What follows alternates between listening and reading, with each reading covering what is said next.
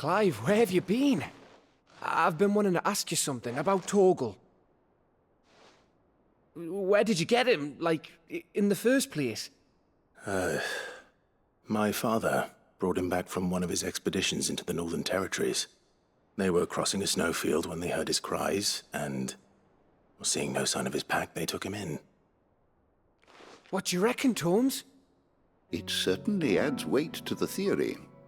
Clive, I believe that Torgal may be no mere hound, but a rare frostwolf, an animal native to the far northern reaches of Valisthea.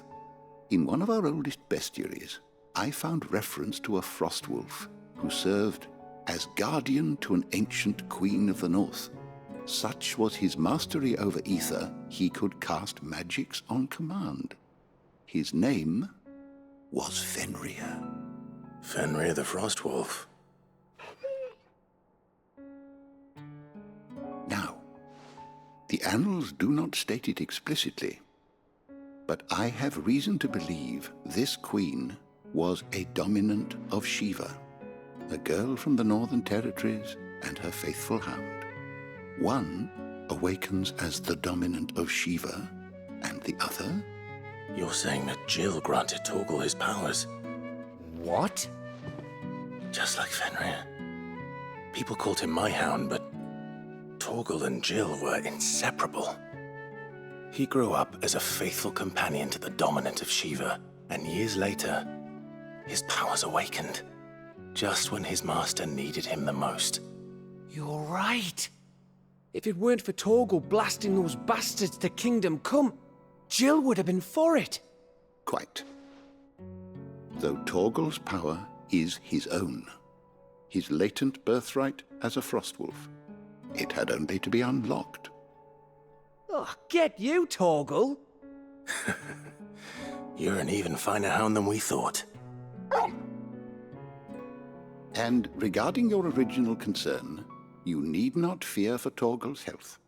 Why, the beast has the appetite of a behemoth. Just this very morn, I found him with his nose buried in my nuts. There you are! I've been looking everywhere for you. Bernard's here. I need you to introduce us so we can get to work. I shall be a moment.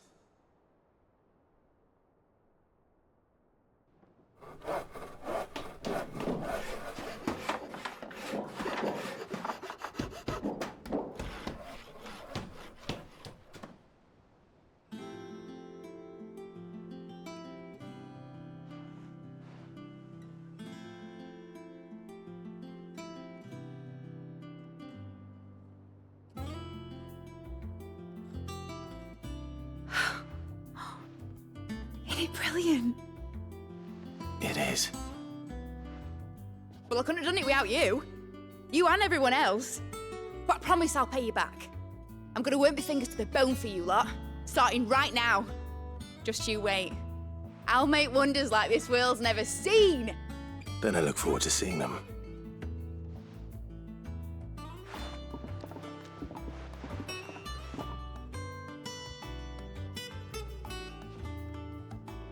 Now that that's settled, I wonder if Vivian's made any progress tracking down Kupka. Thanks for before, son. That was a good deed you did me. Only right I do you one in return. Though I did wonder if I'd bit off more than I could chew when Mid showed me her plans for the place. If she hadn't been there to tell me what to do, I wouldn't have known where to start. Thanks for letting me do this, Clive. I'll pay you back, I promise. We have everything we need to begin work in earnest. And work in earnest we shall.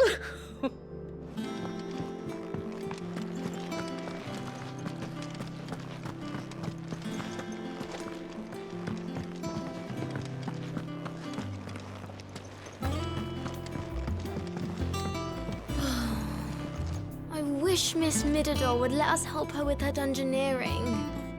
I wonder what she's going to dungeoneer next. Let's go and ask her.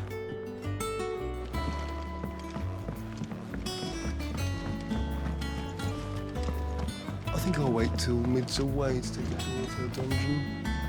Don't want to get roped into her experiments.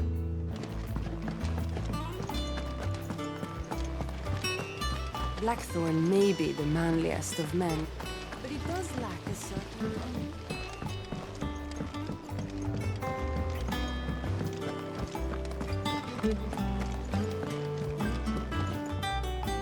How goes the hunt for Kupka?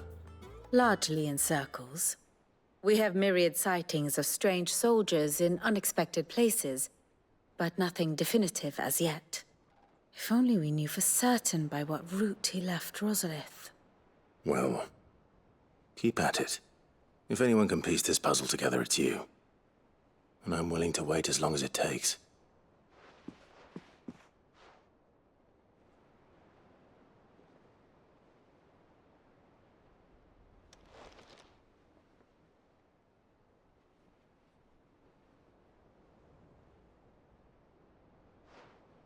What? Here? Would that be a problem? Do you know, Clive? I believe it a mercy that you didn't inherit your father's throne. Your poor people would surely live in fear of you. You have nothing to worry about on that front. I won't be claiming his crown. That is a relief. Clive, have you got a minute? We, have a guest. A guest?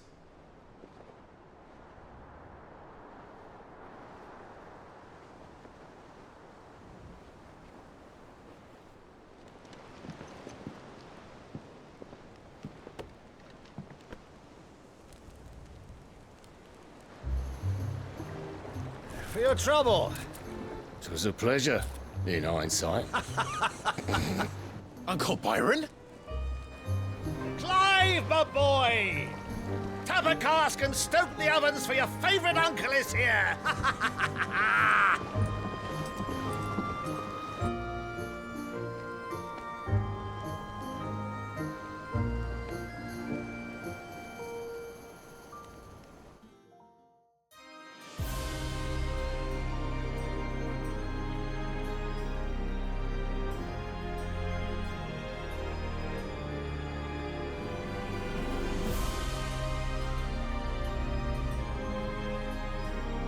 The Dhalmekian government sues for peace. How shall we respond? If they're willing to accept their fault in the matter, I see no reason to refuse them. Still, we must insist on substantial reparations. Twinside stores are not as bottomless as reported. Aye, and we have many more mouths to feed. We shall just have to have the Dhalmex empty their treasuries for us.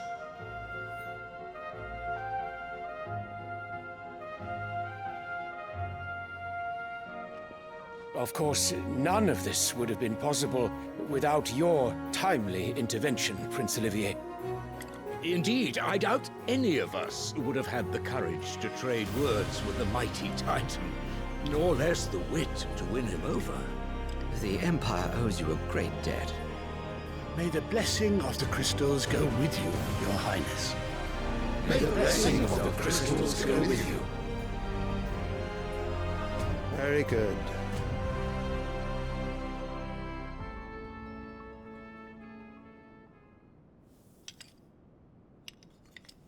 Now, let us come to the question of precisely when the Dhalmex will withdraw their troops. Dion's fire could rid us of them in mere moments.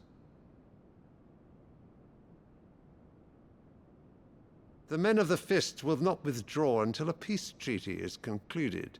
So let us keep the negotiations open, give them time to gather what gold and trinkets they can, and once they deliver that which we demand, what worth is a piece of parchment? Your Radiance, were Prince Dion to take the field, the enemy would surely send their own dominant to meet him. And while His Highness would of course prevail, there would be heavy losses on both. You need not fear Hugo Kupka. He is engaged on the Western Front. Even were the Dhalmex to send for him, he would not arrive in time. As much as I would enjoy witnessing a clash between Bahamut and Titan, It is not to be. And what of your subjects, your Radiance? If the fighting spread to the city proper, the people would bear the brunt of it. There will be losses, it is true. Yet for every citizen who falls, another can be bred. For every home that burns, another can be built. The Empire will live on.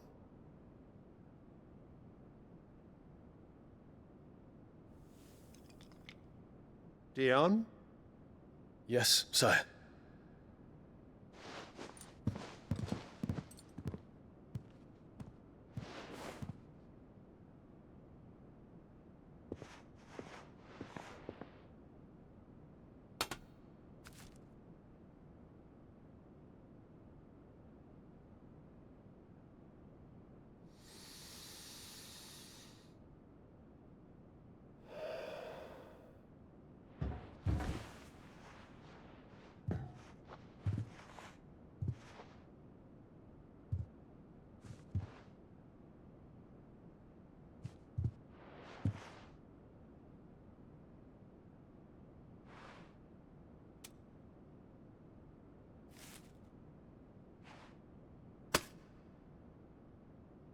Prepare for battle. But sire... Do not make me repeat myself. Return to your camp and await my orders.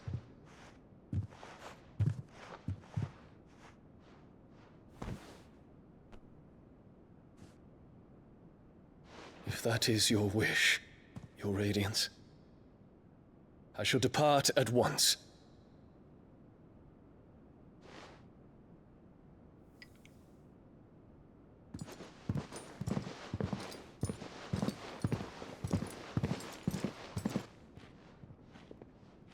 May Gregor forgive you.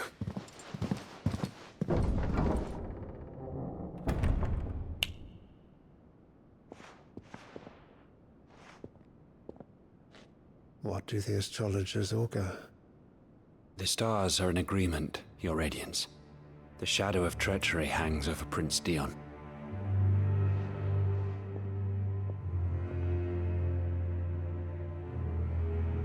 So Annabella's tales were true. You disappoint me, Dion.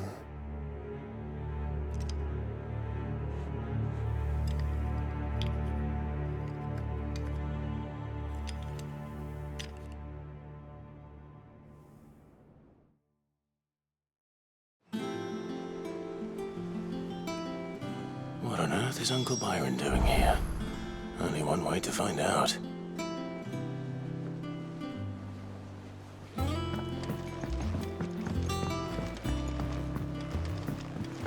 The little ones have been up to their old... It's just one thing after another around here. And I wouldn't have it any other way. Shirley's got her work cut out.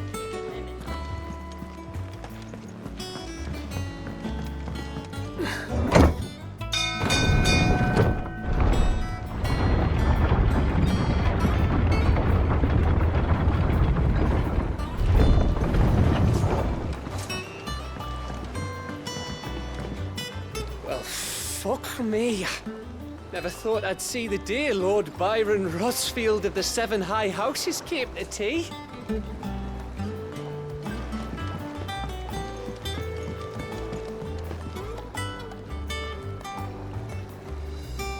Ah, my dear nephew. How I've missed you. How did you find this place, Uncle? Through the good offices of young Sir Wade. He really is the most helpful fellow. As are you, I hear. The Guardians and those they freed tell the most outlandish tales of your heroics in Rosalith. Which is why I came, to learn the full truth of the matter. Sort the fact from the fiction, so to speak. You were working with the Guardians of the Flame to evacuate the people of Rosalith to Port Isolde. I was, aye. Then I have questions for you. Please, come inside, Uncle. Gladly. You there? There are 2,000 gold talents in those chests. See that they're added to my nephew's coffers, would you? 2,000?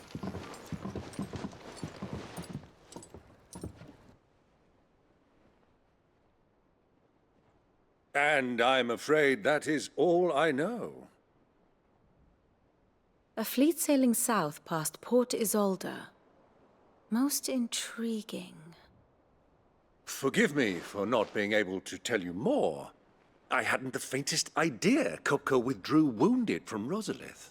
Still less that my own nephew dealt the decisive blow.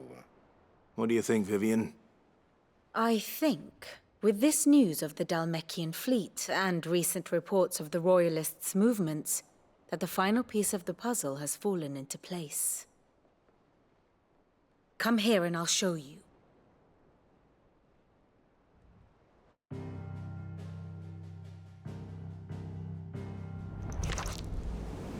It is known that Kupka's forces entered Rosaria via its unguarded coast.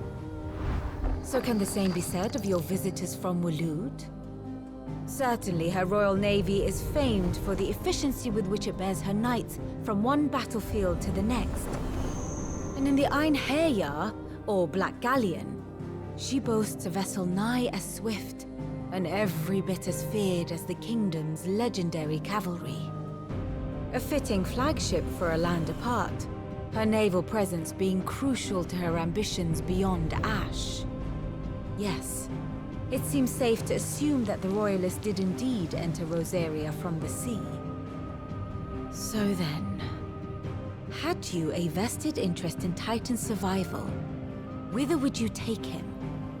Why, home to Drake's Fang, a place rich enough in ether to conjure the magics needed to mend his hurts. But would that not entail an arduous voyage around the southern cape? Let us say that the Royalists did put ashore with a mind to spirit Kupka away from under your very nose. Could that truly have been their plan for him? To load him aboard one of the ships flying Republican colors sighted off the coast near Port Isolde.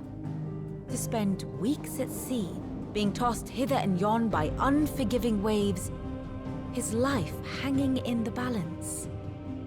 No. The journey would mean Titan's death, and Kupka's faithful creatures would not allow it. So what then was the plan of our Waloed friends? Reports suggest they made not for the coast, but for the desert. And by cutting through the Velcroy, a party traveling light would have Titan back in his bed days before a galley could lurch into port. To wit, it was the Royalists, not the Republicans, who effected Hugo Kupka's safe retreat. I would stake your life on it.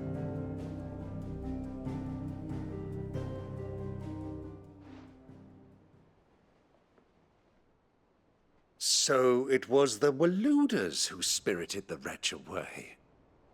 Now I think about it, there was something a little strange about the ships I saw. The men seemed almost crestfallen, as if in mourning, as if they believed, or were made to believe, that their master was dead. You have a keen mind, Lord Rosfield. And you have your answer. To find Kupka, you have merely to follow the Royalist trail across the Velcroy. It may well have gone cold by now, but as they say in the Republic, all roads lead to Drake's Fang. Allow me to accompany you part of the way. As luck would have it, I had intended to journey Canverward on business after visiting you here. The Fang would be but a short detour. I'd be glad of the company. Give me a moment to make ready. I need to tell my friends what we've learned, and where we're going. Very well, but be quick about it, my boy. Time waits for no man.